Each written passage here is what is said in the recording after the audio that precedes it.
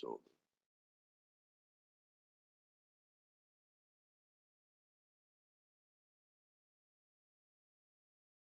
could take. Good morning, everyone. We'll get started as soon as we get the board members logged in. Thank you. Should be soon. Should be by 9:30.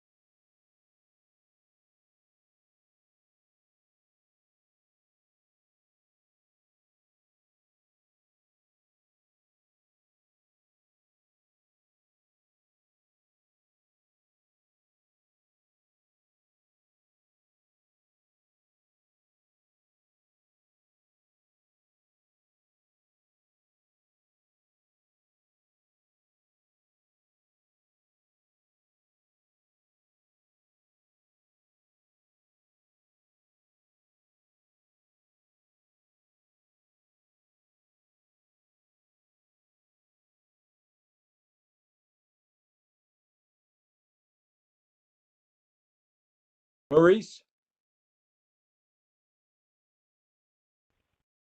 Yes. Is Howard on? No, I do not see Howard.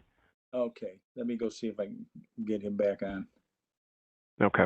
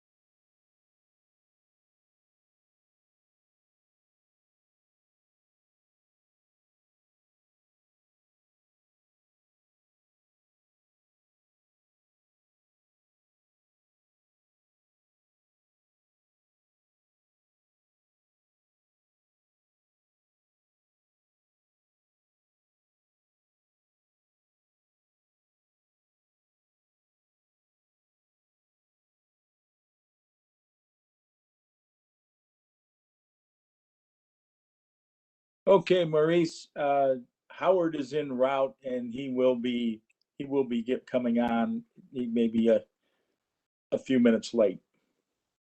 Okay, that's great. So that would be 2. Yeah, well, we've got Joe. Joe will be on his phone, and Robert. We should have. I was going to say Robert should be here soon. Yes. Yeah, I think we'll have everybody.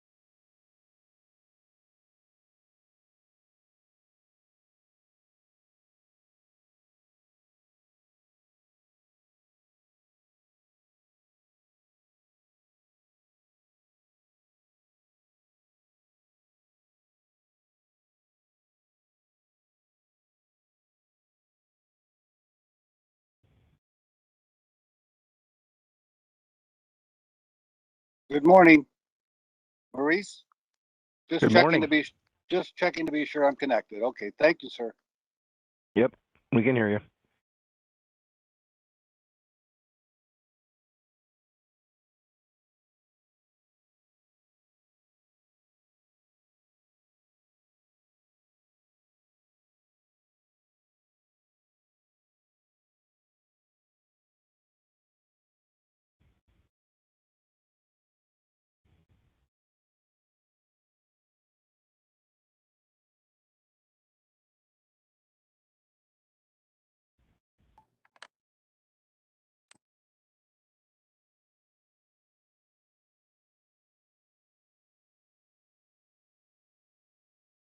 There's Mr. Dink.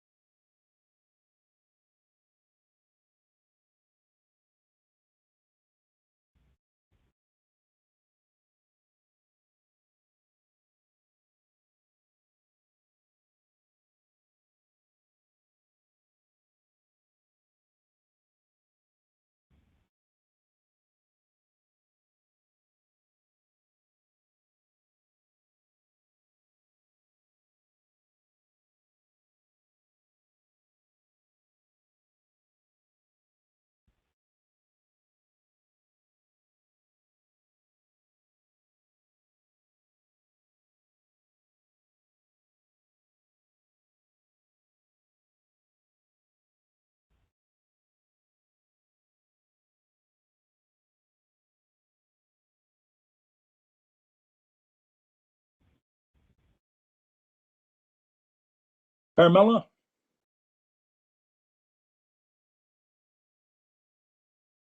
Mute. I'm okay now.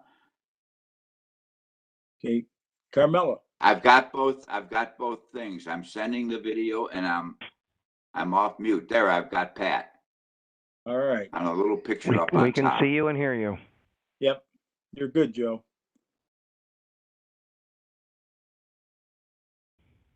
Okay, I think that, I'm sorry, I Okay. was working out some technical difficulties. okay. Oh, Pat Kelly. You have someone that you were gonna get on, helping them on, Carmella? Yes, I got Mr. Ralph Davis all set up and ready to go. so we can look like all appellants are in attendance. Okay, the only one we don't have, and he may be just a little bit late getting on, okay, is Mr. Bradley. I don't see him here yet. He's supposed to be, though. I talked to him. He will be on. But we can get underway and he'll join us. Are we ready to go then, Carmela? Yes, we're ready to go. Okay. Okay, Maurice. Okay.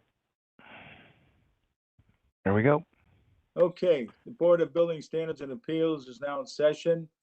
I'm going to read the preamble. In compliance with the notification requirements of Ohio's open meeting law and section 101.021 of the codified ordinances of Cleveland, Ohio, 1976, notice of this meeting has been publicly posted.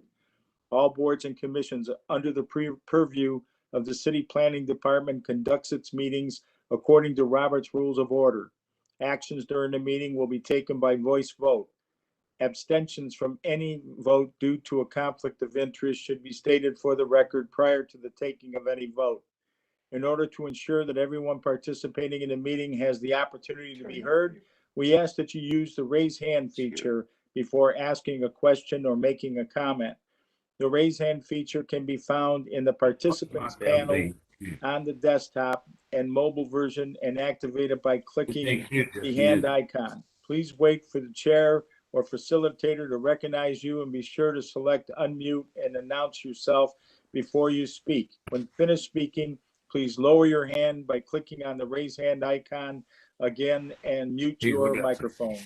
We will also be utilizing the chat feature to communicate with participants. The chat feature can be activated by clicking the chat button located on the bottom of the WebEx screen. Call-in users can unmute by using *6.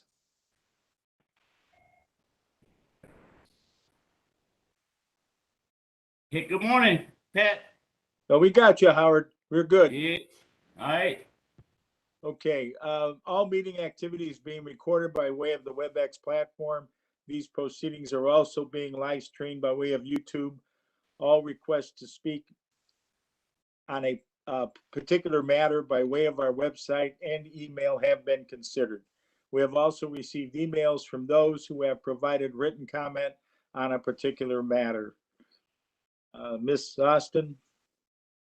Thank you, Mr. Chairman. May it please the board, the city, as it does each time, would like to verify live streams.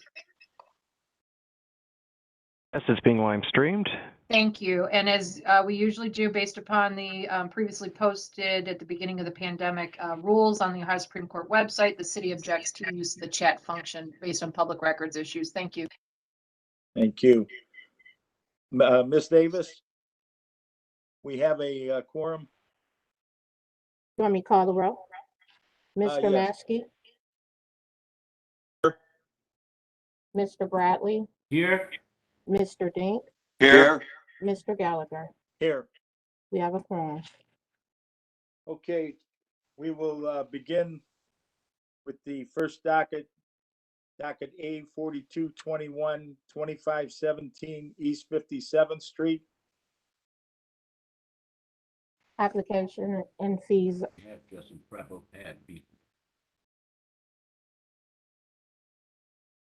Notice of violation is rental registration and interior and exterior maintenance.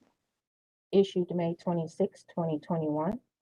Appeal statement received June 23rd, 2021, requesting for time to abate the violation. Present for the hearing, Glenn thanks. Murray, acting CBO for the Department of Building and Housing. Patricia Ashton, law. If the appellant is present for docket A 4221, please state your name for the record. Hey, Kawan Brown. Okay, is that the only appellant going to be speaking, Mr. Brown? You're Yes. Okay, very good. All right, solemnly swear to tell the truth, the whole truth, so help you God. Yes, I do. Okay, go ahead then. Let's hear what your plans are. I recently had the building under contract for sale. When I had the building under contract, that's when the violations was posted.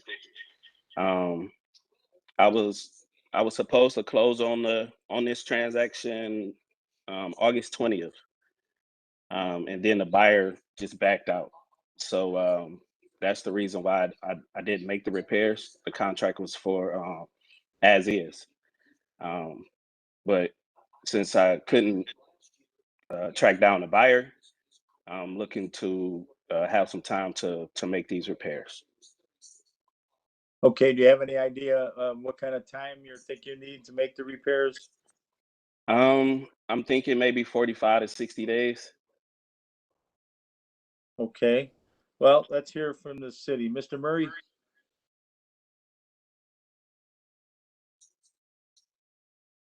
Will you be making these repairs yourself, or will you be hiring a contractor? I'll be hiring a contractor. Registered contractor, it'll have to be a registered contractor in the city of Cleveland.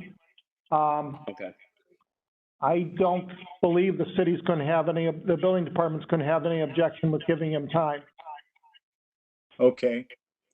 So we'd be looking at probably 60 days.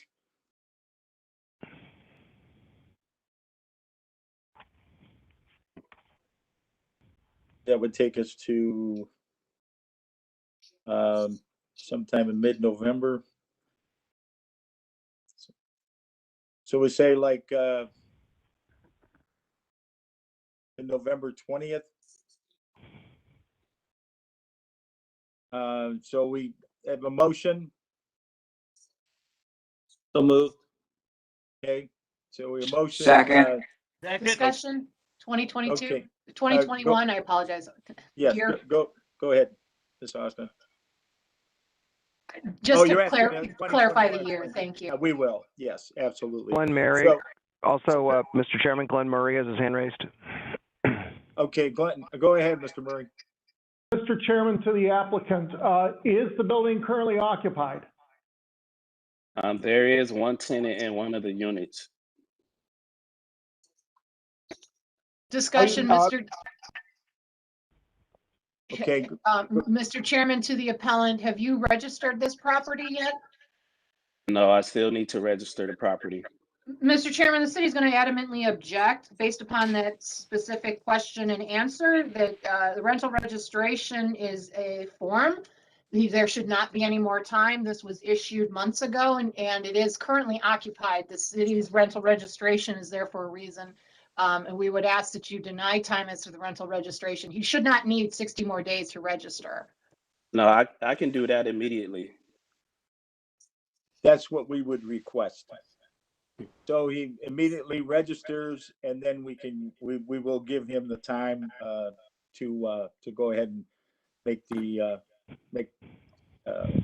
take care and abate the issue. So that's part of the motion to immediately register the property. Okay. We have, Mr. Chairman, Ms. Davis has her hand raised. Go ahead, Ms. Davis. Mr. Chairman, Second. can you please put a date on what you mean by immediate registration so I can have it clear in the resolution? Okay. Let's take a look here. We're probably looking at, is it possible for you to do that this week? Yes. Okay, Mr. Brown, by close of day on September 17th, we would ask that you have the building registered. And then we'll go with the motion, of course, for November 20th, 2021 to abate any violations. So move. Okay. Second. There's a second by Mr. Bradley. Call the roll, please. Mr. Maschke, Yes. Mr. Bradley, Yes. Mr. Dink, Yes. Mr. Gallagher. Yes. Okay, you'll be given notice on this issue within 2 weeks. Okay, we call the next docket A4521, 1355 Addison Road. Application and fees are in order. Notice of violation is interior and exterior maintenance, issued on June 11, 2021. Appeal statement received June 24th, 2021. Requesting for time to abate the violation. Present for the hearing, Glenn Murray, acting CDO for the Department of Building and Housing. Patricia Ashton, law. The appellant for docket A4521. Please state your name for the record. Henry Omobolaji Adeola Delu. Okay, Mr. Chairman, we have Miss Aston with her hand raised. okay, Ms. Aston, go ahead. If you could swear them in first, and then I have a Okay, few things to point out. okay, we'll do that. Okay, solemnly swear to tell the truth, the whole truth, so help you God. I do. Okay, thank you, Mr. Dolu. Thank you, Um, Mr. Chairman. Preliminarily, I want to point out that there is a smoke detector issue listed. It looks like it is number 7 on the violation notice. And the appeal statement says they are seeking time just to sell the property. The city generally objects to that. And I believe the city will be interested to know whether or not it's occupied. Thank you. Okay, we'll begin with that question as to whether it is occupied currently. First question is the building occupied? Yes, The tenant has vacated, whose pictures you have seen, as of July 11th. okay. So there are no other tenants in there, is that correct? There are tenants in the other unit Okay, that are not seen in the pictures. okay. And the smoke detector,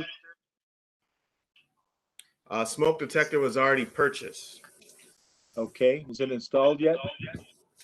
I am not in Cleveland, Ohio, but I'm sure the handyman who was paid has already installed it. Okay, Mr. Chairman, the city would ask for specific verification of that if it's occupied. Thank you. okay. We'll include that.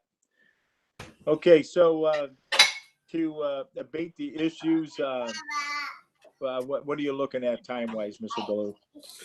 2 more months so I can sell this building since I'm in Los Angeles, California. Okay, we don't give time for the sale of the buildings. We give time out for correcting the violations. Now, if you sell the building within that amount of time, fine, but we would expect that, the building would be being worked on, abating the violations. Understood. I've emailed your department about 8 or 9 documents showing what was done already. Did anyone receive that? Have to wait for Miss Davis. Or, okay, Mr. Murray, he has the answer. Go ahead, Mr. Murray.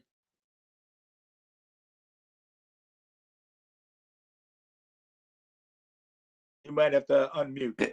It must have been done under a permit. Wouldn't the Mr. city Chairman, go look at this? Mr. Chairman, to the appellant, was a permit pulled? Because that would initiate the inspection process.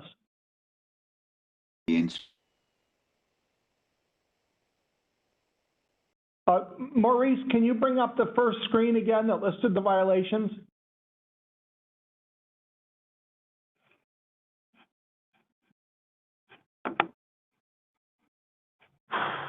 Boiler room not maintained, gas line, smoke detectors, no hot water, exterior property.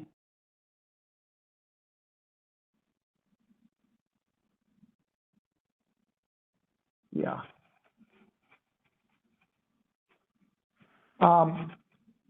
Mr. Chairman, we could arrange for another inspection. It looks like a lot of these would be pretty obvious by a drive-by if there were junk vehicles and things in the yard. But to my knowledge, we haven't received any indication of works being repaired. Did you receive the police report regarding the vehicle from Minnesota being operable and the tenant in apartment 1 refusing to remove her vehicle. Mr. Chairman, to the appellant, who did you email that to? What email address?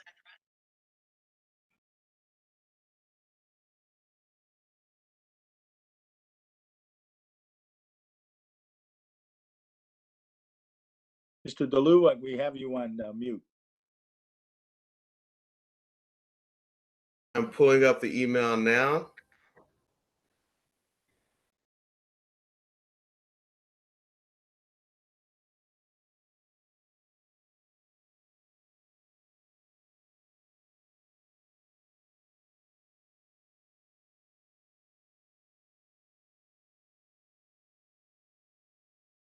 Because, Mr. Chairman, the city's position would be, that's one issue regarding the multitude of citations on here, but ultimately the city's code requires the owner to be ultimately responsible. So if he has to take action to deal with that, it's an unfortunate reality of owning rental property. I just want to see who's sending it to, the information to, both the police report and the information stating that things have been completed, so we can get him to the right person.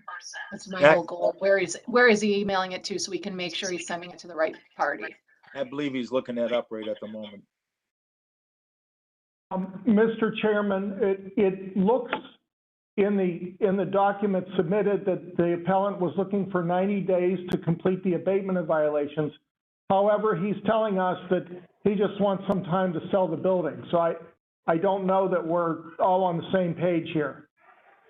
Now, wait, I did tell him, Mr. Murray, that, and he had said 60 days, but I did tell him that we don't give time for selling the building, but if he's going to work on it, we'll give him the time to go ahead and abate the violations. And if he sells it in the meantime, so be it. But he needs, the only time, we're given time for abating the violations, not for Mr. Chairman, selling. the city would object. He made his intention known that he intends to sell it. He can continue to do that while he continues to sell, but he's to use this mechanism for an improper purpose is improper. So the city would object and ask that you uphold, deny, and remand. He can most certainly continue to advertise for sale and continue to abate at the same time.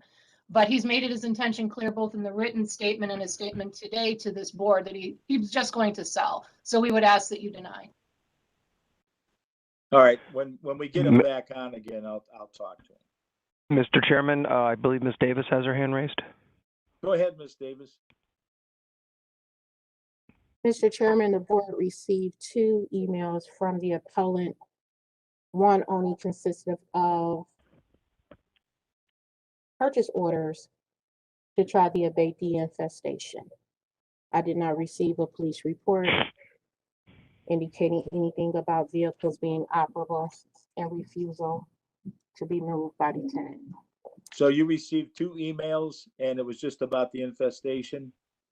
It was he purchased, or the handyman, whoever purchased several roach traps, rat traps to abate the infestation problem Okay. at the property.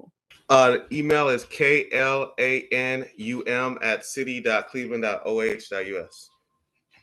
Thank you. That's that. I was hoping you would send it to. That is the inspector's email on there. So Mr. Murray, that would be where to follow up with for the information. Thank you, sir. In the email, it says, tenant says the car is working. Attached is City of Cleveland Department of Housing, Building and Housing has cited your automobile and informed me all non-working vehicles must be removed from the property. For more information, call 216-664-3028, Chief Building Inspector Eddie Sugar. Then my statement, please have your vehicle fixed or removed from the property. Thank you. Management company. Tenant's response, it is working.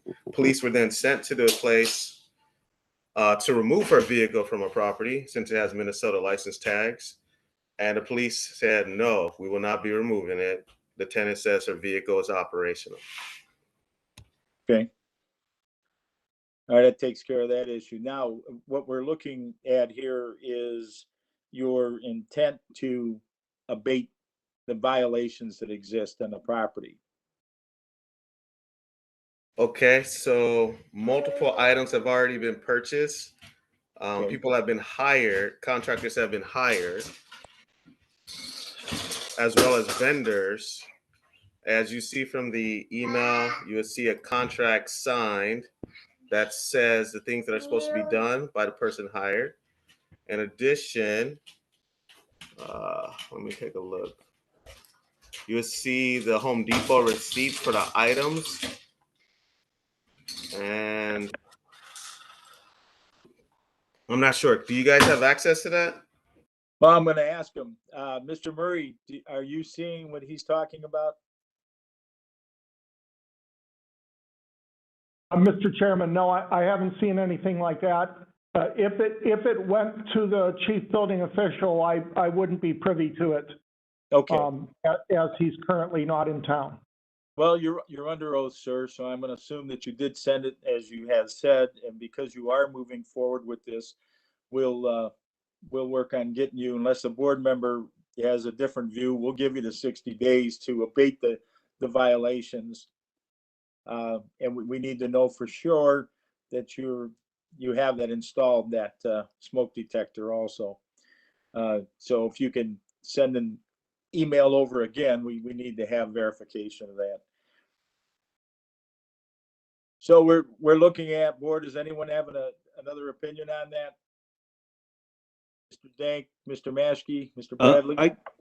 Mr. Chairman, I concur with the city. I believe we should remand it, that the appellant can keep pursuing how he's pursuing. But I think the city should have oversight on this. We should not be waiting for the sale of the property. I concur with Mr. Maschke on that. The owner has a statement. There is no tenant in that unit. So the pictures of the tenant's bathroom, pictures of the kitchen, the floors. The owner has hired a flooring company owned by Victor. They're doing the measurements on Wednesday to replace the bathroom flooring as well as replace the kitchen flooring. The owner has already hired Deshaun to redo and remove the 14-foot tank, the one, it's $650 for the water heater tank and the installation. The owner has already filed complaints. I'm sorry. Go ahead. The city's possession of the property will not jeopardize the improvements that he's proposing. So the city is not allowed to own the property. With Mr. Maschke. The owner will reject the city owning the property. That's not what he meant. The city won't be taking the property. He means control over the docket, sir. That's not what he meant. Right. Okay. I am confused. Can you provide clarification? Because the owner has already invested thousands of dollars into doing repairs for this building. So if the city would like to take over the repairs, then go right ahead. No, Mr. Chairman, the city objects. The city is not taking over this property. The city has no intention to. Mr. Dank had a slip of the tongue and used the wrong word. That was not his intention. Mr. Chairman, to Mr. Dank, if you could clarify that this was not, your statement was not that the city was going to possess this property. That's correct. Okay. It's all right. Just oversight. Right. It's just making sure it happens. Yeah. Okay. And also, the owner would like to make it known that the owner has put in low income people that do not have the means to afford housing. The owner went without rent for 7 months. And so it has limited the owner's ability to do the repairs. And the tenant whose pictures you have seen previously was a Section 8 tenant. The tenant moved in July and has left the place worse off than how they received it. And so now the owner has to do those repairs. So if the committee can picture themselves as an out-of-state owner 3,000 miles away, where tenants are demolishing and destroying the property, and the owner is hiring multiple vendors and contractors to fix the property, and then to have to then go in again after they pay to have it, for example, the front door fixed 4 times, and then get kicked in by the tenant in apartment 3 who lost their key. or have the side door to the basement sealed and have the door busted down by the tenant. The owner has spent thousands of dollars in putting in repairs into the building. The owner is frustrated and will be selling this building.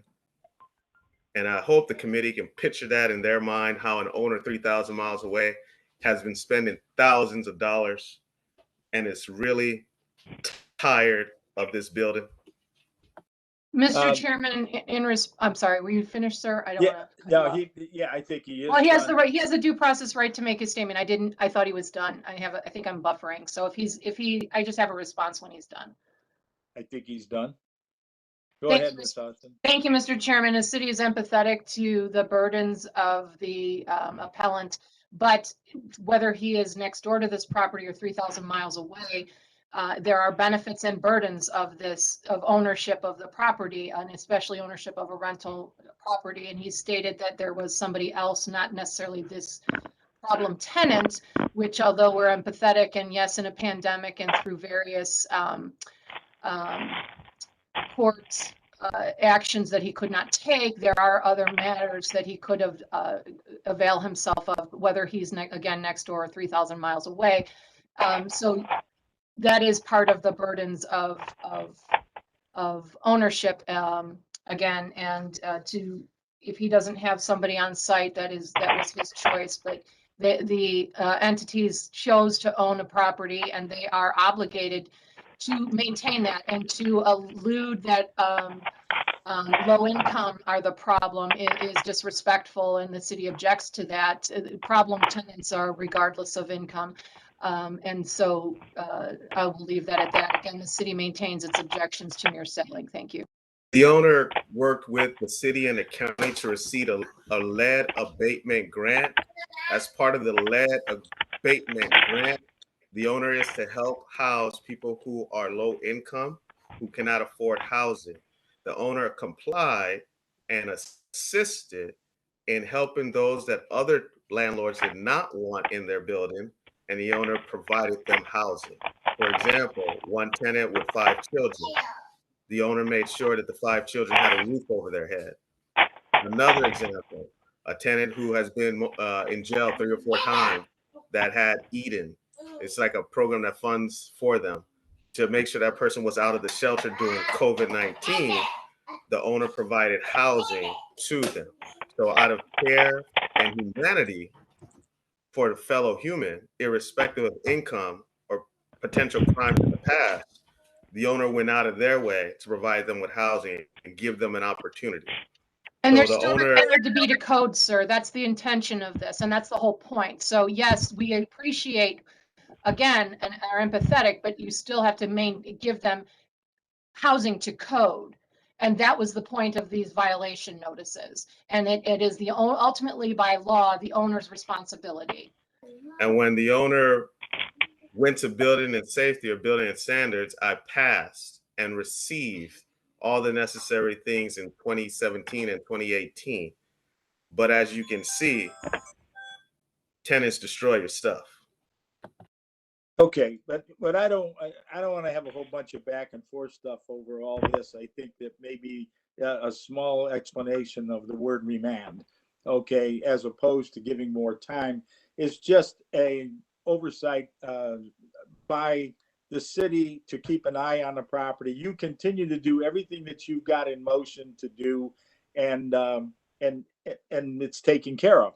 The city does not want your property. They don't want to own your property, and they would rather not demolish any properties if they can help it. So if you're on that path and that's what you're doing, then there's nothing to fear in a remand. Okay. So, Mr. Murray, I see you have your hand up. I was going to, Mr. Chairman, I was going to mention in addition or a supplemental to Ms. Aston's statements, the applicant mentioned it was a Section 8 property, and I believe that under that program, they do reimburse for damages by their tenants, and I'm not a landlord as such, but there might be some recourse there. through the Section 8 program, and it's not even called that anymore. But I mean, that's part of the program is you get higher than market rate and you're reimbursed through the Section 8 program rather than by the tenants directly, and then Section 8 will repair for damages caused by bad tenants. Okay. Well, there you go. There's some information. Mr. Lou, do you have any further comments? Another email with 8 attachments was sent to cdavis@clevelandohio.gov. Okay. Okay, so the board is going to go ahead and rule on this now. Motion is in order to remand the property back to the Building and Housing. So moved. Okay, moved by Mr. Maschke, Second, second by Mr. Denk. Call the roll, please. Mr. Maskey, Yes. Mr. Bradley, Yes. Mr. Dank, yes. Mr. Gallagher. Yes. Okay, so you'll be getting notice of this within the next 2 weeks, and good luck and continue on to what you're doing. Thank you. Okay, thank you. Okay, we'll move Mr. on. Chairman, Yes, give me 1 second. Let me get Mr. Davis on the phone over here. He's next on the docket. okay.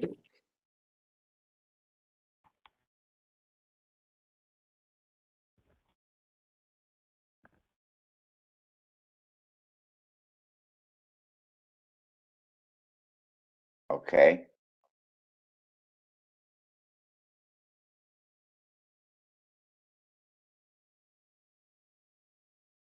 Okay, so when we call your name, you're gonna say right now. Okay, so just hold up 1 second, okay? Oh, the name?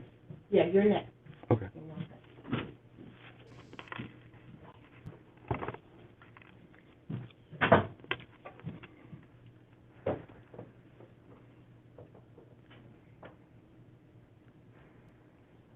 Okay, we're ready. Okay, docket A 4021 9015 Yale Avenue. Application and fees are in order. Notice of violation is interior and exterior maintenance. Issued on June 17, 2021. Appeal statement received July 7, 2021, requesting for time to abate the violations. Present for the hearing, Glenn Murray, Acting Chief Building Official for the Department of Building and Housing, Patricia Ashton Law. The appellate for docket A 4021, please state your name for the record.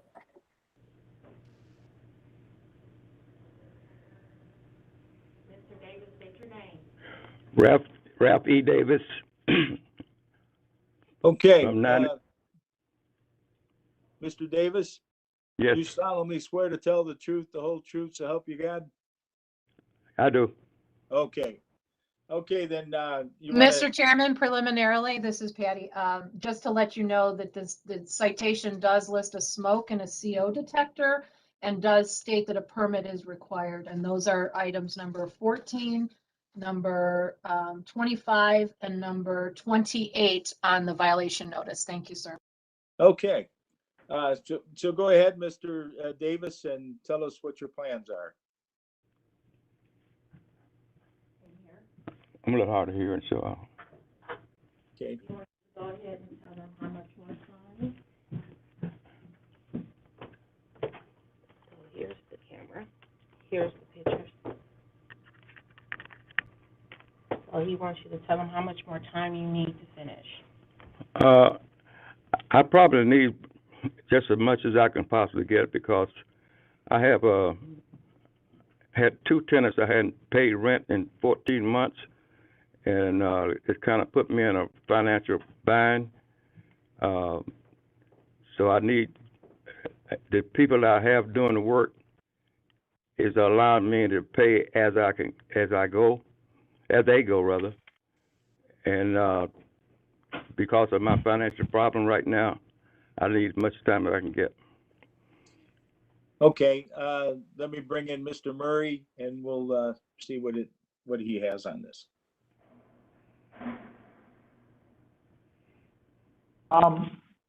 the city wouldn't have an objection to an extension of time as long as the permits are pulled.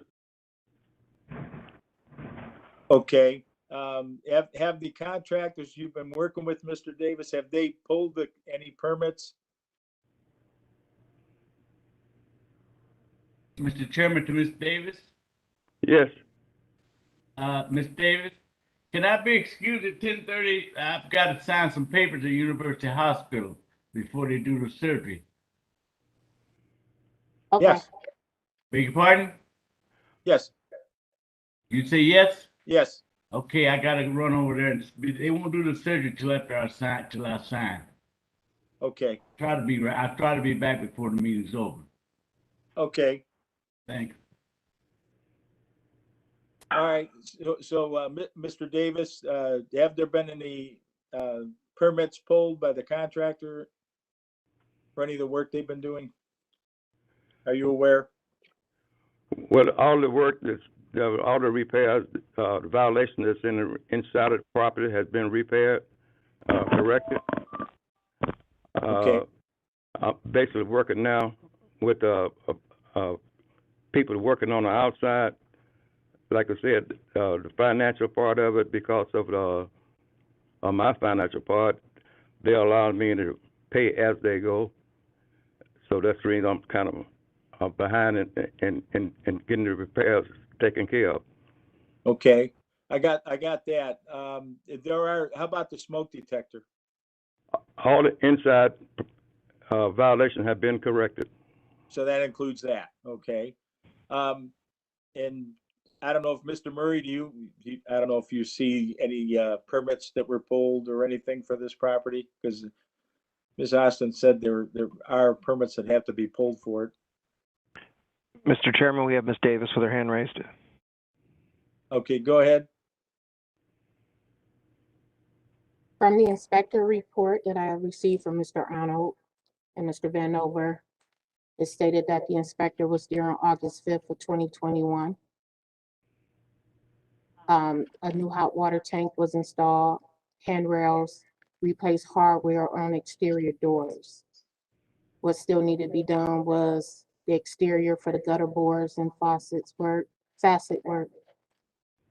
and minor wall cracks, peeling paint, and leaking bathtub faucets. Okay, Mr. Chairman, as long as our inspectors are going there, I'm not seeing issues that go beyond basic maintenance. So, Okay. we have no objection to extension of time. okay. The question is how much? 60 days, does that again sound like something that would be enough time to correct this? Because you're gonna get into weather beyond that, I would think. Mr. Davis? Are you asking the applicant? Oh, Mr. Davis? 60 days sound adequate to complete the violations on the outside? You know, we give you till like November 20th. Mr. Davis, they want you to tell them a hard date on when you will be finished abating a violation on your property. So this is the calendar for October, this is November, and this is December. So what date would you like to request? This is September 15th. October, November, December. Had to be at least December. To December? Okay, well, tell them the date that you want. December 31st, 2021? 2021. December 31st, 2021. So we will move, I'm hard of hearing, so that's. That's okay. we'll get a motion in order to allow the tenant and allow the owner to make his take care of abate any of the issues here until December 31st, 2021. Motion? So move. Yeah. Second. Okay, motion by Mr. Dank, second by Mr. Bradley. Call the roll, please. Mr. Maskey, Yes. Mr. Dank,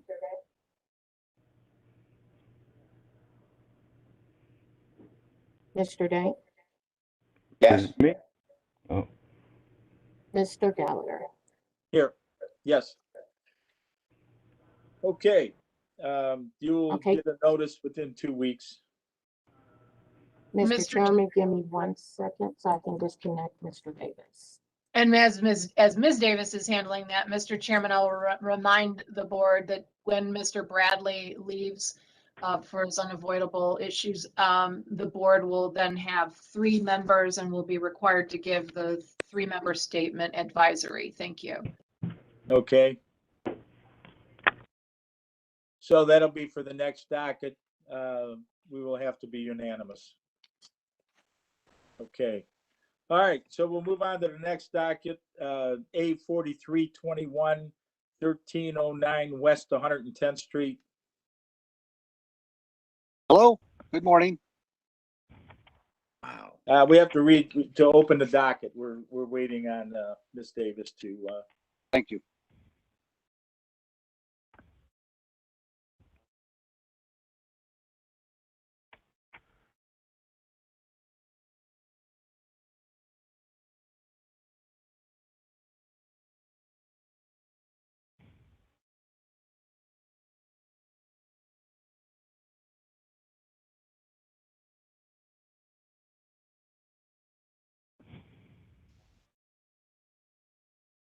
swearing in.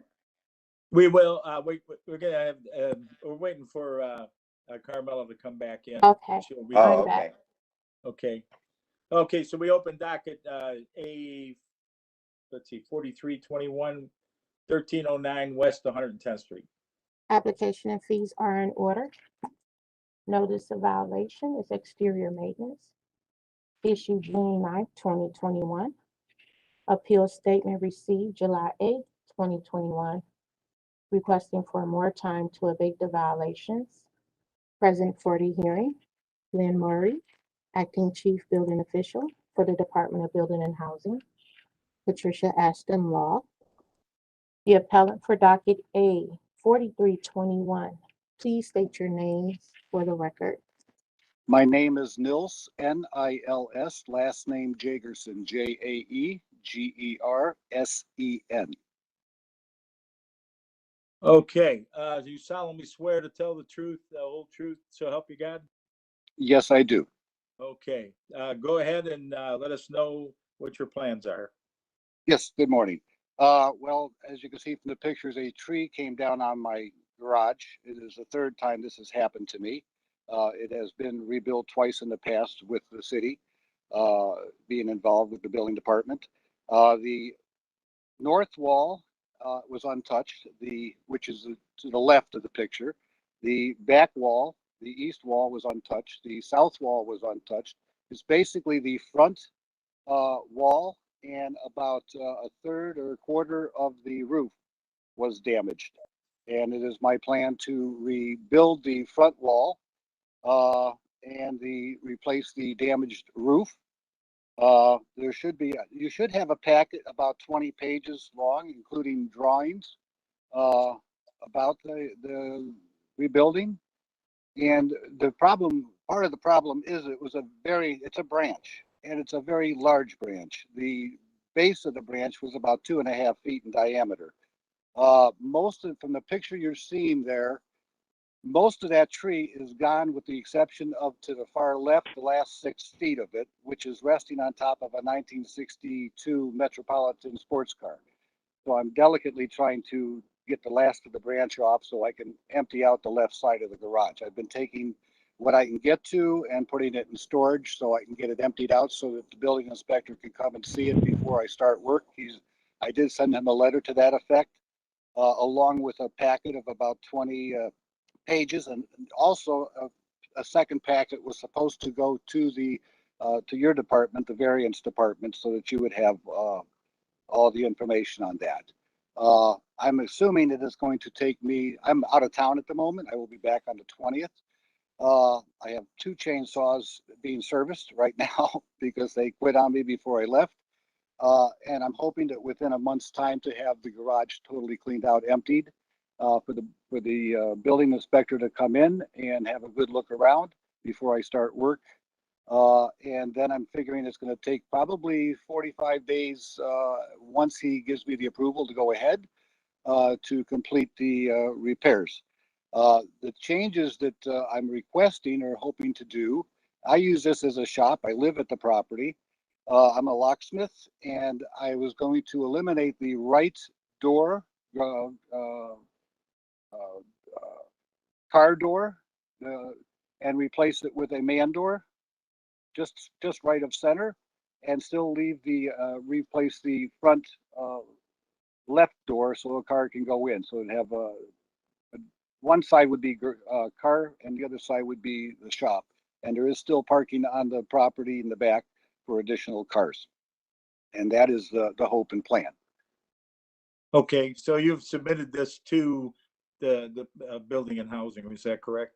Two packets. One was delivered. I went down. I applied for the permit on the 30th. I gave 2 packets. One was with the instructions to going to, I believe it's Mr. Davis, the inspector. And the second packet was I requested be delivered to the variance committee. So I'm hoping that you have it. It also has photographs in it, and as I said, drawings of the repairs. So hopefully you have that, and he should have it. That was done on the 30th, 31st. Okay. Mr.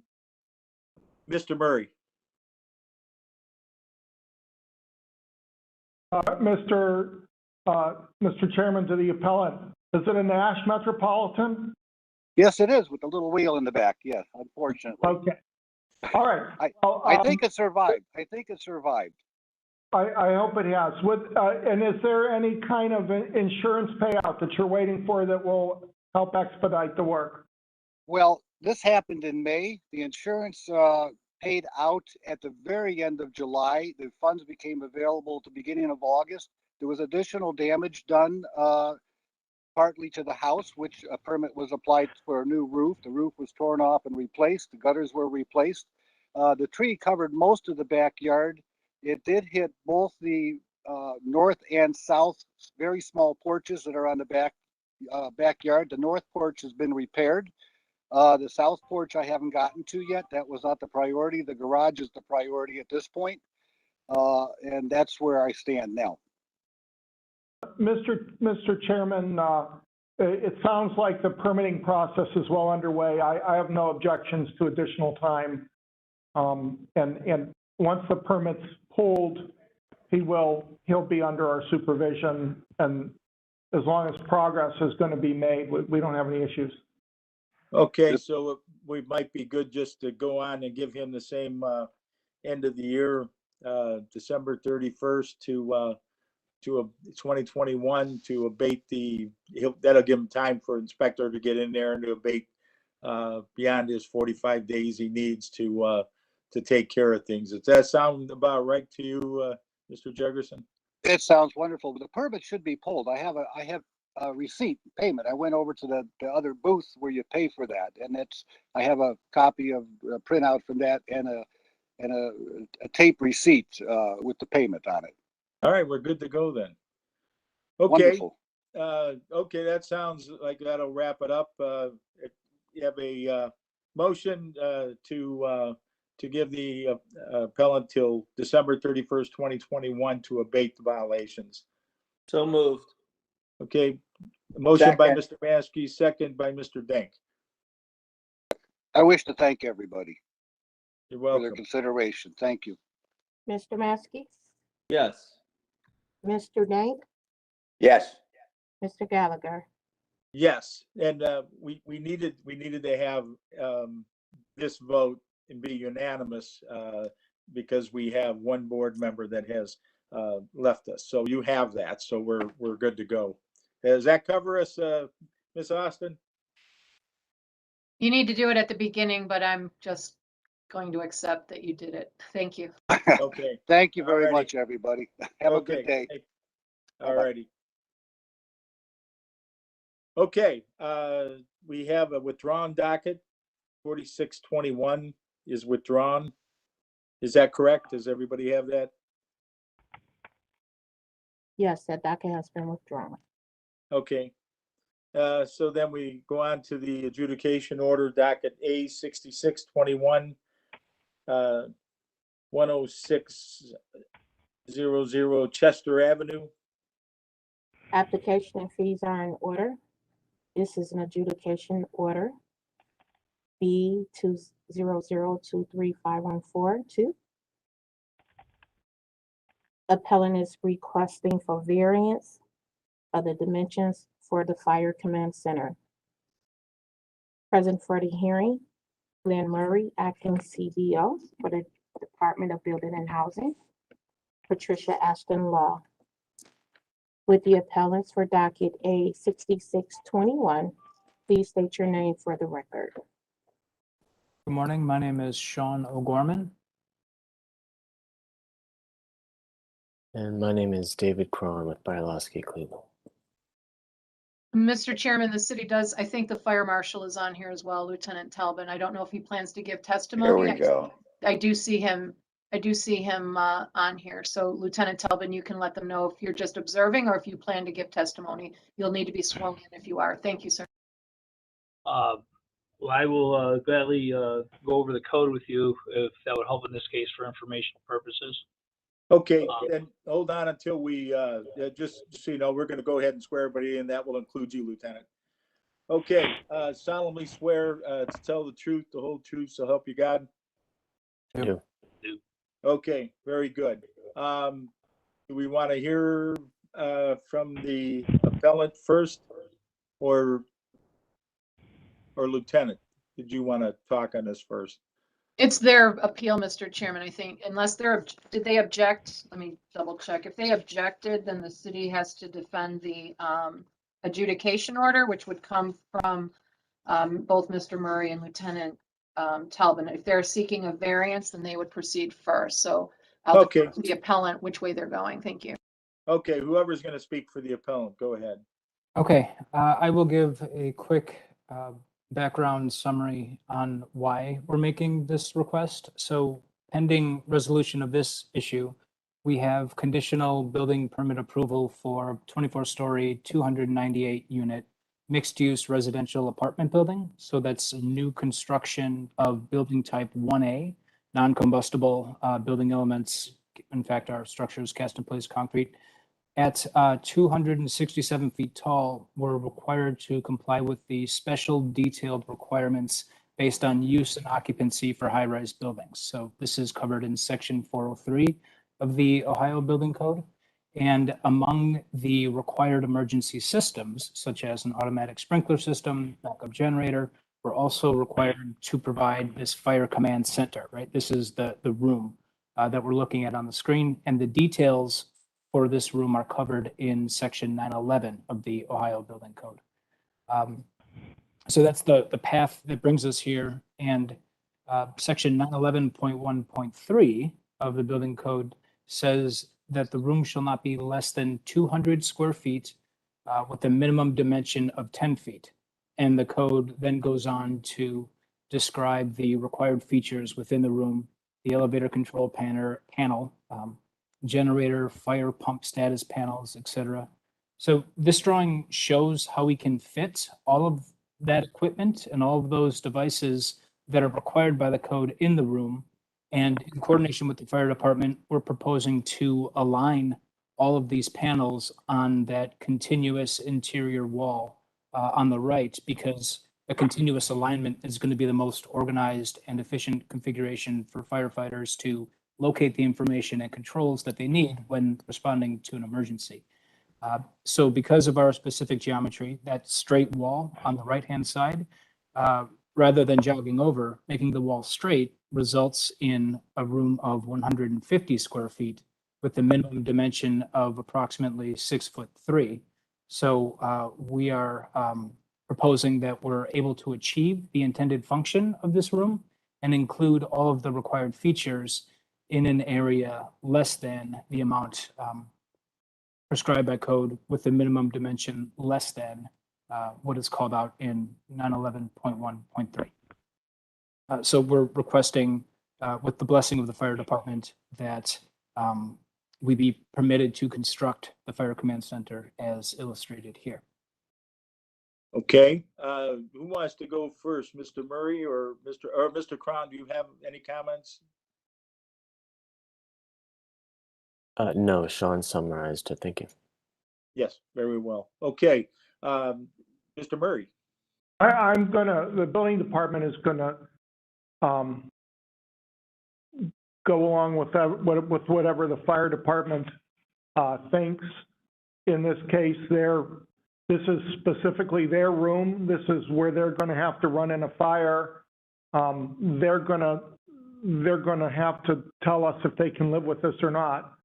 The issues, the size and dimensions are in the code because at some point, a lot of people, including firemen, looked at it and figured it, in all cases, that would be enough to do it. But it's up to fire that in this specific case, does this give them adequate access and adequate room to do what they need to do in an emergency? Okay, Lieutenant Tobin. Okay. Mr. Chairman. Mr. Chairman, I'd like to ask a question. Okay, who is this? Is this room occupied? And if so, is it occupied by more than one person? It looks like somebody can sit at a desk and then turn around and stand up and operate those panels pretty easily. Is that an overstatement, or is that possible? Well, we might get to that, Mr. Dank. I think let's hear what the lieutenant has to say. He may agree. He may say Okay. Looked at it. So let's see what he has to say, and then we can look at what you're saying. It looks like that's the issue. It could be the issue. Oh, I think it's by code, but we'll see what Mr. Tobin, Well, lieutenant has to say. Okay. Okay. Go ahead.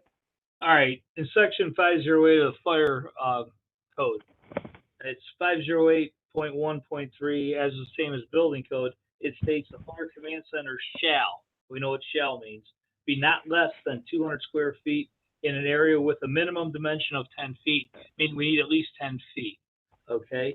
The purpose of this room, as the gentleman said, houses all that equipment. He is correct. There's about 17 items that need to be in there.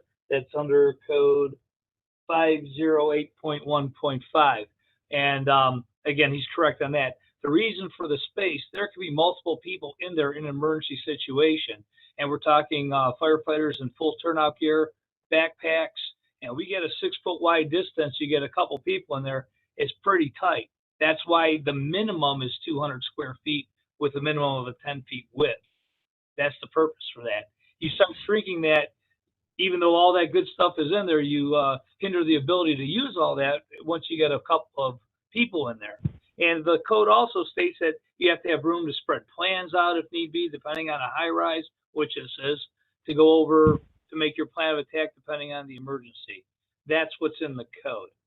So I kind of feel the code, especially when it says shall, should be adhered to. Okay, and you gave good reasoning, Lieutenant, no doubt about it. You don't think about it that the guys are going to have all that gear on, and there'll be multiple people in that room. So let's hear a comment back again.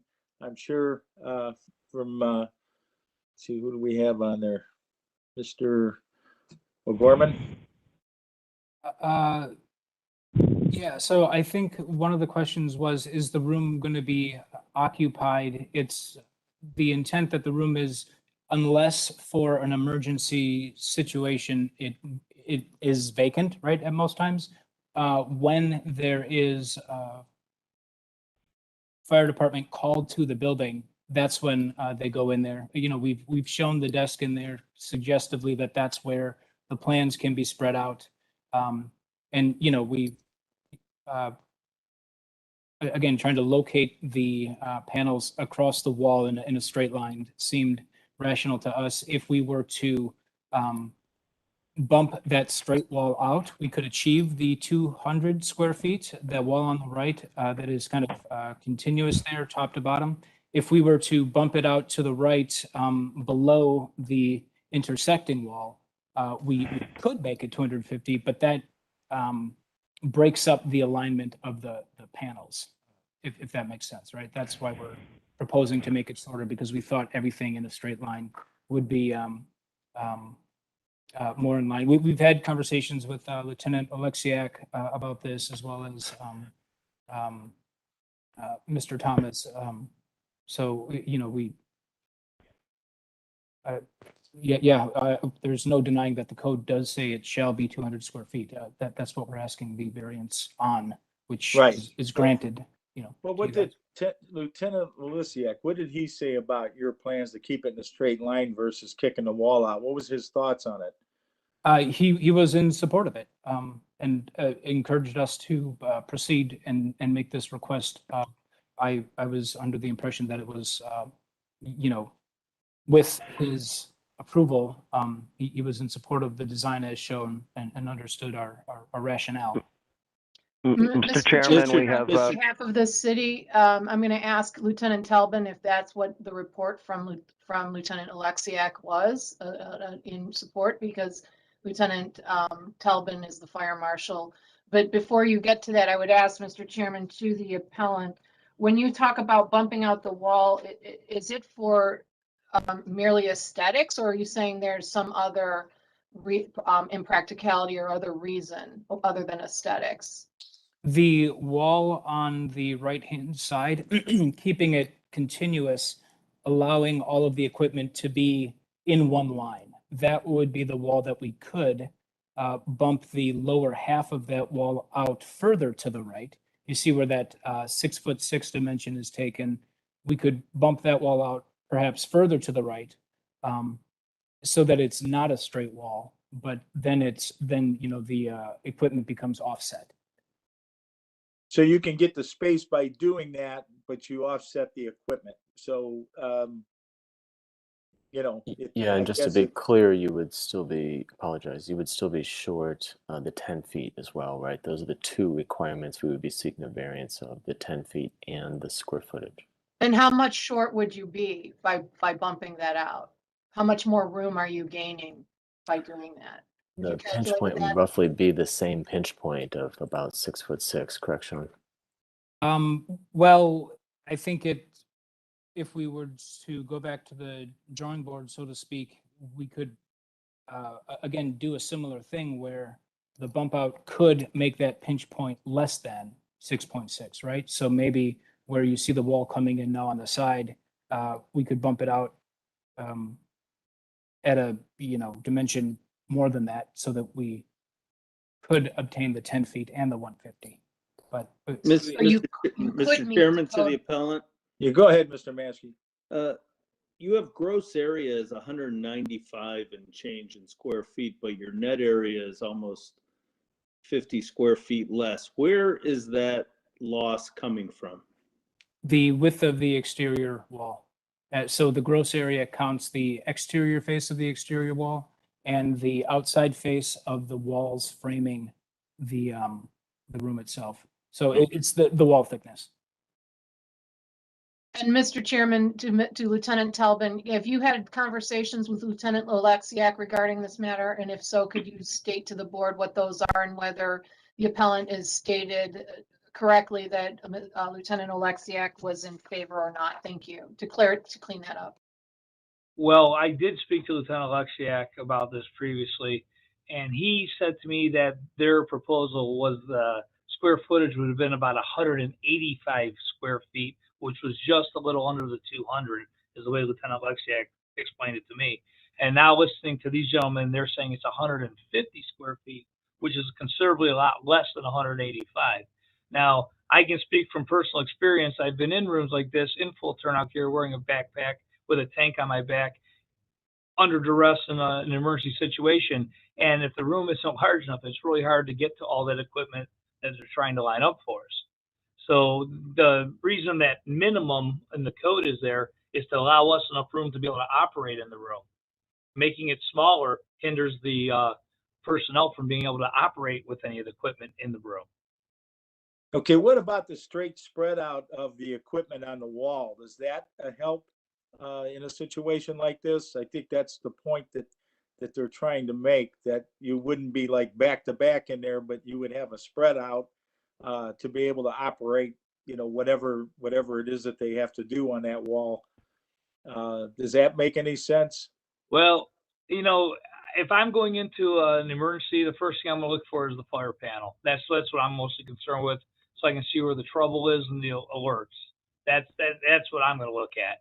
A lot of the other equipment that's in there that needs to be in there, as far as elevators and so forth, that's not number one on our job when the place is on fire. We want to see where the fire is and what we need to get up there, and if everything's operational. And all of our fire stuff goes through the fire panel. Okay. Having everything else signed up, yeah, that's a nice feature, but is it integral to our operation? The fire panel is.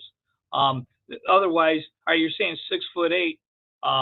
If you measure us with a tank on our back, we're probably looking at about 5 feet. So if one or more, or say 2 people are in there, it becomes a bottleneck. You're not going to be able to get through. That's why they have that 10-foot radius, so people can pass by inside that area. Okay. Mr. O'Gorman, to get a variance, we have to be to have the fire on board with what we're doing. We can go to a variance if they're in agreement with it.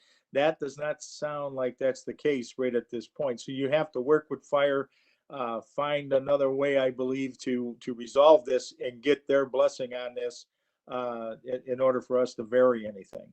Okay, that's my opinion. I can get other opinions of the board members and see where they're at with it. Does anyone else have a comment?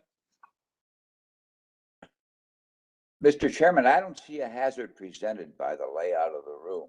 Those are short panels, so even if they have opening doors on them, there's only one person standing in front of that panel that can operate anything on it, so you can line people up. I think they have plenty of room. The desk is on the other side, and the panels are short and accessible. And I happen to be sitting in a room that's just a little bit more than 6 feet, and there's plenty of room. If you lay it out on the floor, there's plenty of room in 6'6" to even have 2 people in a row. Mr. Chairman and I think Mr. it's a Dank, are you reasonable wearing layout. full fire regalia? And I'll remind the board, there's 3 members for this.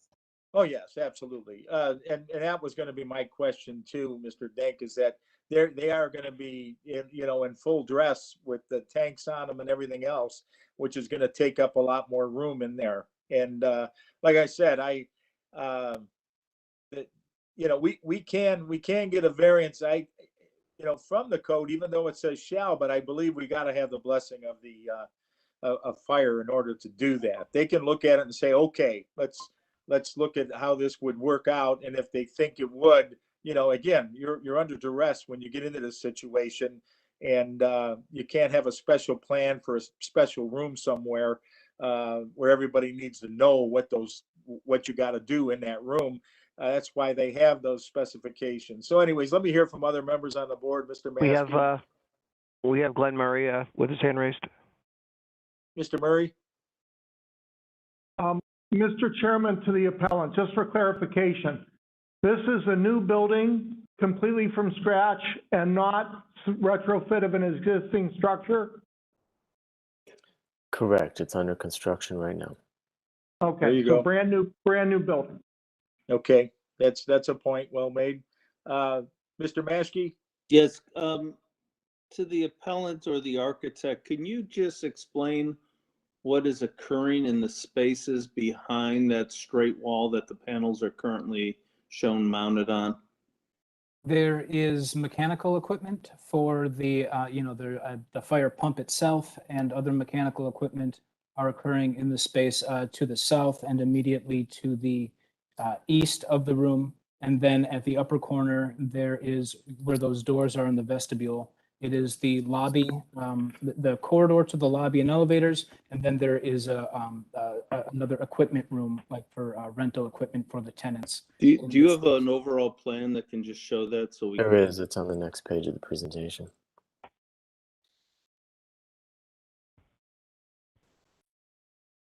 So And, yep, there's sorry, no way that that wall can just expand in total, even if it's a couple feet?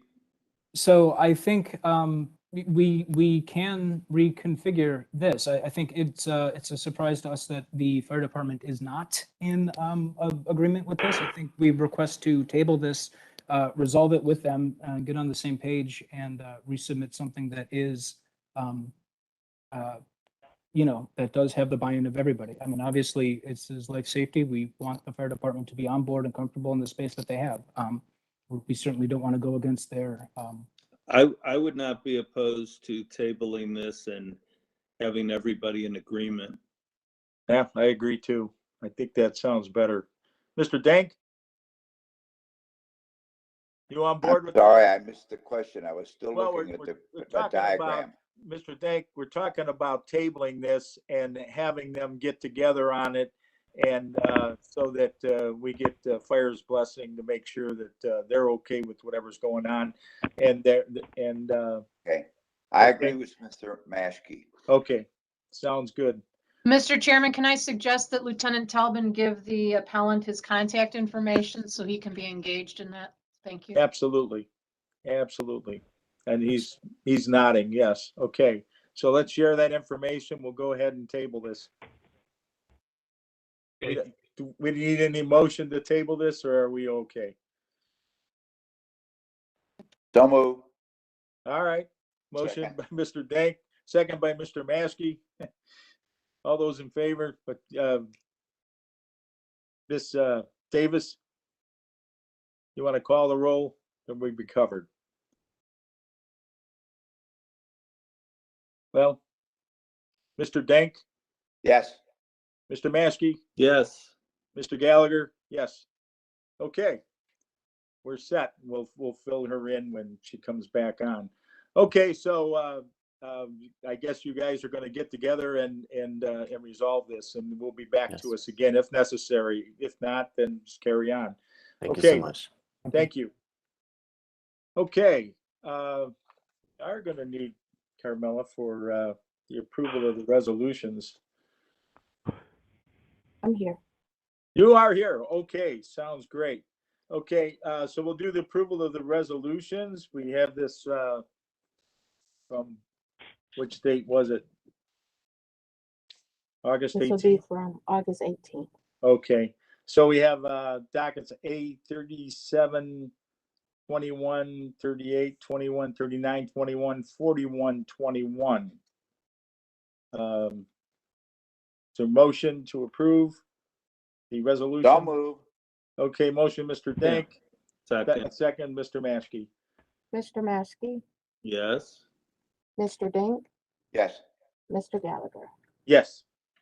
Okay, motion, let's see, do we have any additions or corrections on the minutes?